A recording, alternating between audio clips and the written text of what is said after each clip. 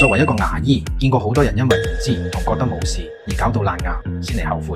今日就用最直接嘅3個方法教你點判斷自己棚牙仲有冇得救。第一個就要留意啦，白色斑點脫礦，唔好以為牙齒突然白咗係好事。如果牙面出現粉不白嘅斑點，代表琺瑯質開始流失，係蛀牙嘅最早期信號。呢個階段仲有得救，少飲飲料，用含氟牙膏定期搽氟，可以逆轉翻。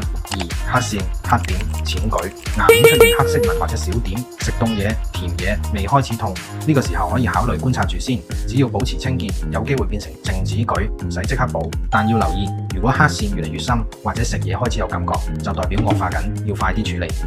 牙縫變黑，鱗面舉，成日用牙籤撩完就算，點知兩隻牙中間靜靜雞住咗。如果你發現牙縫有黑色，先用牙線撩走食物殘渣。如果黑色仲喺度，多數係蛀牙或者牙石。牙石可以靠洗牙搞掂，但鱗面舉一補就要補2隻，錢都俾多份。咩情況下一定要去睇牙？1. 牙齒明顯見到窿； 2. 食凍、熱、甜、酸嘢開始痛； 3. 牙縫成日黐住黑色，點刷都刷唔走； 4. 牙齒有崩裂或者變色。如果未傷到神經，補牙就搞得掂；如果傷到神經，就要做杜牙根。不過放心，爛牙唔係世界末日，最緊要係及時處理。